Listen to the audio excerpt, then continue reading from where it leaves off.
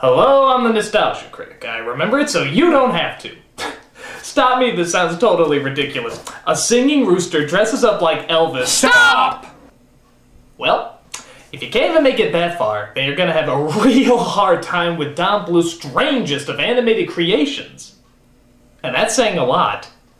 Rock-A-Doodle. Let me be your rooster, and let me roost with you. Director Don Bluth was by far one of the greatest animation gods who ever lived. In the 80s.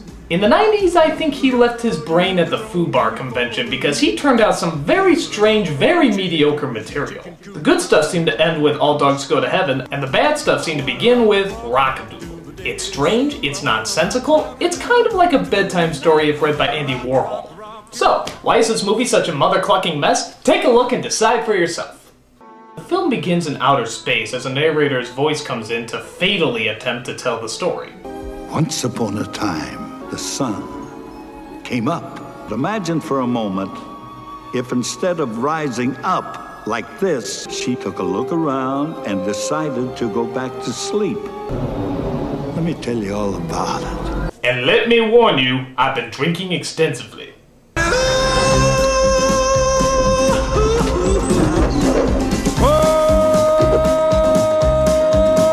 Whoa! Okay, that zoom in was a little too extreme. I could practically see his digestive system. So, as the movie begins, you kind of can't really believe what you're watching. I mean, these look like cartoons from the 30s, where everything has a face, everyone seems to be bouncing and singing. What? Did they make this movie for kids or something? Still no excuse. So, I know what you're probably thinking. What current washed-up singer did they rope in to do the voice of this personality-deprived character? I'm gonna say Garth Brooks. Damn it, Glenn Campbell, I was so close! Hi, Patu. What you doing? I'm trying to tie these doggone shoes. Again? It's probably not best to tell you that this is the highlight of the movie, is it?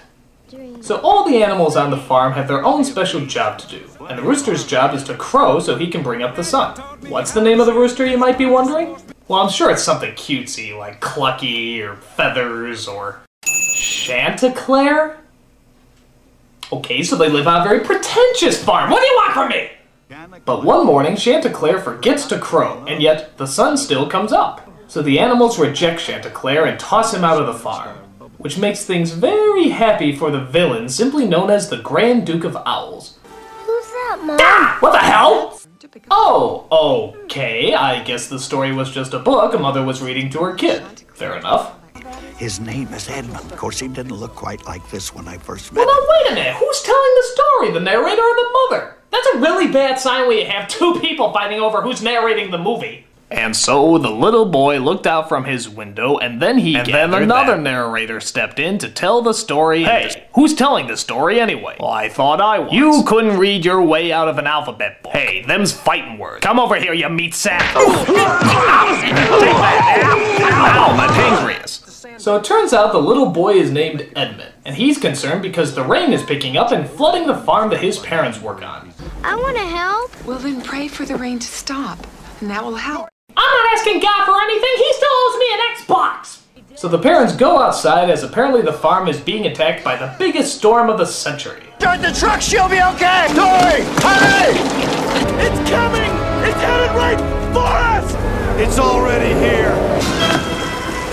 Chanticleer! Chanticleer! That's Christmas, you moron! Santa Claus only comes at Christmas!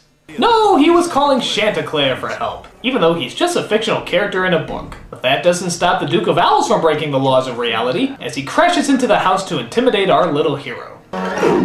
Dear, I've gone and spoiled the surprise. Always doing that. Oh no, tell me that owl isn't voiced by Christopher Plummer. The Duke is going to eat you. Oh god, what some people will do for a paycheck. He couldn't have thought this was a good movie, nobody could have. He must have been under contract or something. That's the only excuse. In fact, I can just imagine him trying to sneak away from this movie. I hear they're going to announce the casting for the villain today. By the time you've made the announcement, we'll be over the border. Trouble with your car, Mr. Plummer? Yes, as a matter of fact, we couldn't get it started. Surely you've heard that the studio wants you to provide the voice for the owl in their latest family romp, Rock-A-Doodle? I'm afraid that's going to be quite impossible. Now, Mr. Plummer, surely you don't think you can defend yourself against the awesome power of studio-funded lawyers. No man has ever survived their verbal slaughter. So, I take it you'll change your mind about the role? Yes. Excellent. My men will escort you to the recording studio. No escort will be necessary. I insist. We wouldn't want you to get lost on your way over. Would we? No. Now, if you'll excuse me, I'm off to get Abe Vigoda for Good Burger. Okay, back to the story. So the Duke of Owls, in front of our little hero, explains his evil plan. But you see, we creatures of the night have worked very hard to make absolutely sure that that bird does not return. And besides, I positively loathe. My God, are you still talking? So the owl turns him into a kitten because he claims they're easier to kill, but I think it's because they're easier to draw, as he turns the rest of the room into a fully animated backdrop. I guess owls see better in watercolors. But then the animals from the book also come in to save little Edmund. As it turns out, the only thing that can scare the Duke away is light. Oh, they must have that bright light syndrome that the gremlins had. Bright light! Jeepers! I'm a furry! Wait, what'd he say? I'm a furry! Kid, you're a little too young to know what that word means. I'm an adult, and I'm still not exactly sure what it means. Nor do I wish to find out. So a bunch of other animals come in to tell Edmund that they're also looking for Chanticleer. Why? Because it turns out his crowing did bring the sun up, and thus they need him back for the sun to return. We gotta find Shandy and apologize. So he'll forgive us! Come home and raise the sun! But if that's the case, why did it rise without him that one time? Oh, Chanticleer. What? If he doesn't come back and crow, the sun won't ever shine again. Hello? Why did it rise without him that one time? The story's true. You all laughed at him and he went away. Why did it rise without him that one time? You're right, son. We done wrong, and that's why we're searching for the city. Why didn't it rise up?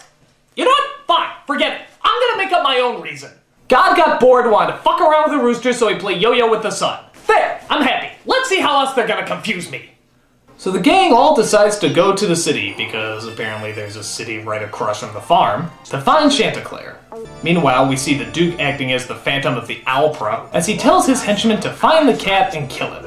Actually, no, I tell a lie. He doesn't talk about it, he sings about it. We hate the sun! That much we know! Wow! Wow! I can literally tell from the first lyric that this song is gonna suck. That's incredible! You have to try in order to be that bad! We hate the sun! From head to toe! Never let him crow. So the animals float down the river as they encounter many horrible, disastrous obstacles in their way. Like... Giant tree! 100 feet in clothing! My God! We'll hit that eventually! So the henchmen find the animals and try to attack them. But Edmund sticks to his guns by doing what he knows best. Shouting the words, "Oh no." Oh no! Oh no! Oh no! Uh-oh. Uh-oh. Uh-oh. Uh-oh. I haven't discovered swear words yet, so my range of negative vocabulary is limited. Ah! So the animals escape and finally make it to the city. The owls have returned to tell the Duke the bad news. You imbecile! That's not an adequate pipe. Oh yes, I forgot to mention that the Duke's breath contains magical powers. You know what this is? This is the animated version of Mad Libs. It makes just about as much sense. So our main hero gets turned into a animal. Cat! Okay, he's transformed by the villains. Noun. Breath! Breath, alright. They have to travel to the city to find a animal. Rooster! Rooster, okay. Who makes the sun rise by verb? Singing! Singing, yes. Wow, doesn't that sound ridiculous? Imagine if they made a movie based on that nonsense. That'd be stupid. So they search all throughout the city for Chanticleer, which is also populated by animals. Well, now how does that make sense? I mean, do the parents, when they need farming supplies, just drive to the city filled with cartoon animals? Well, thank you, Mr. Pig. This frying pan will really help us out when we're cooking up some bacon. On that note, how about them bears?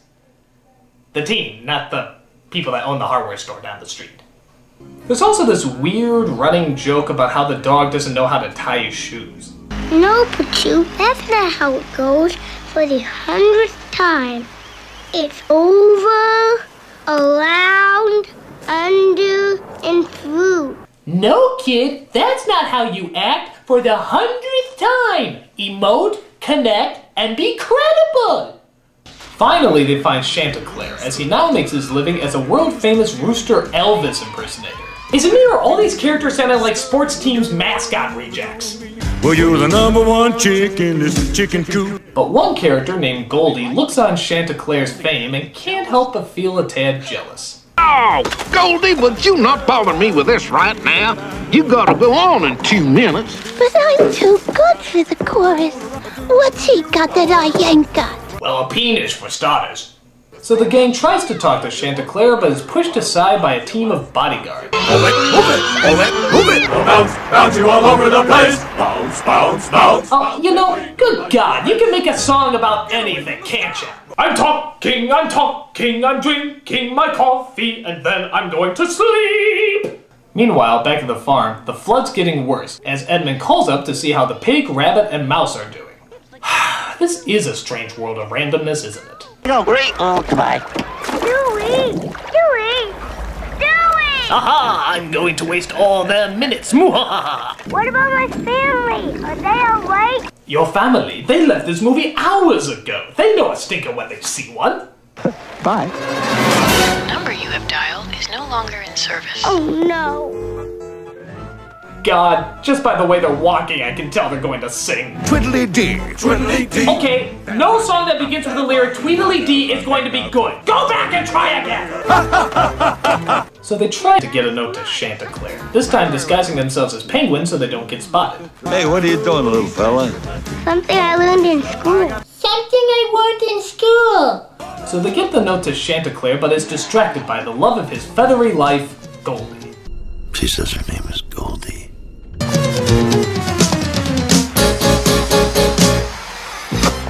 Hey, look at that! She kissed him on the pecker. Next scene. So Goldie seduces Chanticleer as they make sweet, horribly written music together. Love has said hello. You don't know what that means. Really means to me. Oh, I think we've lost them. What do you mean? I love the fact that a song is so bad that even the movie is trying to ignore it. It's like they're ashamed that they made a musical. Like they should be! So the gang is captured by the Battletoads here and tied up in one of the trailers. Haha! Take that, Grill! But one of the owl henchmen still wants to destroy them as he breaks into the trailer and...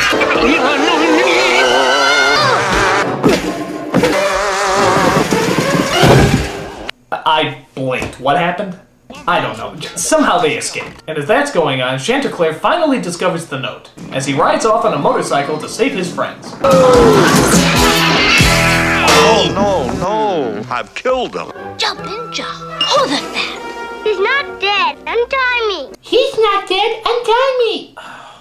So the characters partake in what looks like Ben Fur, as the bad guys are close behind them. You know, this movie provides many ample opportunities for them to die. Why don't they just go with it?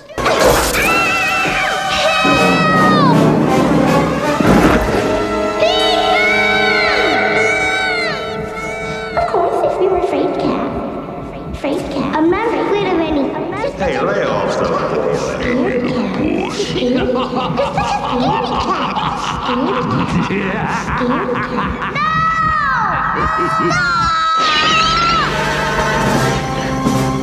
What the hell was that?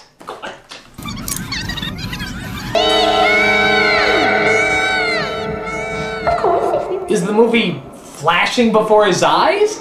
Or rather, in his eyes? And then we're in his brain with all these characters? I mean, just... Big-lipped alligator moment. Big-lipped alligator moment. So after that strange slip of consciousness, Edmund saves the mouse and they escape the bad guys. As we jump back to the farm where we see the other animals have run out of batteries in their flashlight. We are the creatures of the night. These are the gayest villains ever! Do they really have to sing everything? Just because it's a musical doesn't mean you have to sing. You could just quietly shut the fuck up. I would prefer that. But thank God our heroes arrived to put that all-bird choir in its place. All right, well, this is Edmund.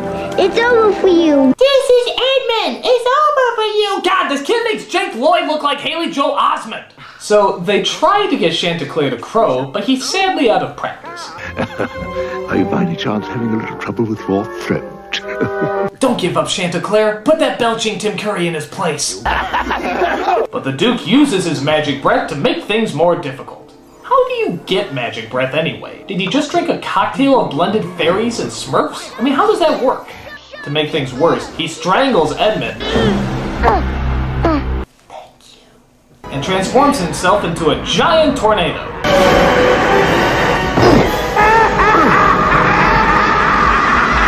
NTM! It's a crappy movie! It's a crappy movie! But Chanticleer finally gets his voice back and crows like he's never crowed before. God hears you, Chanticleer. I didn't mean to put the rotation of the planets out of order. I was just fucking with you. And for some reason, the sun transforms the evil Duke of Owls into... Cartman from South Park. Screw this movie, I'm a-going him. It's me, Uncle Dookie. No. Screw this movie, him. So, what directionless fairy tale would be complete without the ultimate cliché, Edmund turns into a real boy. He was a little boy. He was such a bad actor, I couldn't tell. And just to make it even more insulting, it turns out that the whole thing was just a dream. Yep, everything about that chaotic little trip was all in Edmund's head. Why does that not surprise me? Edmund, Chanticleer is just a storybook.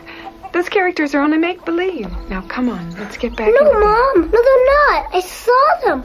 I bet they're wondering what happened to me. I'd say this ending was just ripping off The Wizard of Oz, but it isn't. It's directly stealing from it. Right down to everything becoming brown and white. Does this movie have any shame? And then, just to give us the ultimate of non-sequiturs... Cock-a-doodle! What? No, hey, what? No, hey, what? Okay, is this a dream or did the kid get into the Vicodin again? I mean, this makes no sense. Wow, they turned me into a quappy blue screen effect. And does the movie actually end? Not really. It just kind of stops. It's like, whoops, we forgot to make sense of anything. Oh well, it kept your kids quiet for a few hours, didn't it? Exits to your left. This was weird. It was just weird. It wasn't good, it wasn't bad. Well, okay, it was bad, but it was mostly odd. It's sad to see such a great animator deprive himself of his own talent. This movie is literally like they just made up the story as they went, and that is very rarely a good sign. And I don't know about you, but quite frankly, I'm getting... Phrase? The hell out of here! You are good at this game. I'm the Nostalgia Critic, I remember it, so you don't have to. Let me be your rooster, and let me roost with you.